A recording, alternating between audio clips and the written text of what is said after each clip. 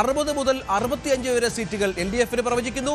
3 മുതൽ 7 വരെ സീറ്റുകൾ, അവിടെയും NDA-ക്ക് 3 സീറ്റുകൾ, അത് 7 വരെ ആകാം എന്ന് ടുഡേയ്സ് ചാണക്യയുടെ സർവേ ഫലമായി വരുന്നുണ്ട്. 72, 80, 60, 65, 3-7. മഞ്ജുഷ, ഇതുവരെ വന്ന 5 സർവേ ഫലങ്ങളിലും UDF-നാണ് മേധാവിത്വം. UDF കേരളം ഭരിക്കും. പക്ഷെ പറയുമ്പോൾ മെജോറിറ്റി മാർക്ക് ചിലപ്പോൾ കൃത്യമായിരിക്കും, അല്ലെങ്കിൽ ഒരു സീറ്റിന്റെ കുറവുണ്ടാകും. പക്ഷേ ചാണക്യയുടെ ഫലത്തിൽ ഒരു സീറ്റ് കൂടുതലുണ്ടല്ലോ, 72 സീറ്റ് വരെ. 72-80. ഏറ്റവും കുറഞ്ഞ ഒരു സാഹചര്യത്തിൽ, ഏറ്റവും മോശപ്പെട്ട ഒരു സാഹചര്യത്തിൽ പോലും UDF-ന് 72 സീറ്റുകൾ വരെ കിട്ടാം, 80 വരെ ഉയരാം. പക്ഷെ അവിടെ BJP-യുടെ അക്കൗണ്ടിൽ 3 മുതൽ 7 സീറ്റുകൾ വരെ ചാണക്യ പറയുന്നുണ്ട് എന്നുള്ളത് ഏറ്റവും പ്രധാനപ്പെട്ട കാര്യമാണ്. ആക്സിസ് മൈ ഇന്ത്യ UDF-ന് ക്ലിയർ മെജോറിറ്റി, ഏറ്റവും കൂടുതൽ മെജോറിറ്റി UDF-ന് പറയുന്നത് ആക്സിസ് മൈ ഇന്ത്യ ആണ്, അല്ലെ? 90 സീറ്റുകൾ വരെ പറയുന്നുണ്ട്.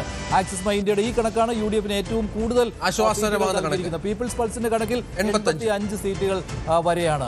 മാട്രിക്സിന്റെ കണക്കിലും ഇഞ്ചോടിഞ്ച് പോരാട്ടം എന്ന് തന്നെ പറയേണ്ടി വരും. ടുഡേയ്സ് ചാണക്യയിലും അങ്ങനെയാണ്. PMarkലും 79 സീറ്റുകൾ വരെ പറയുന്നുണ്ട്.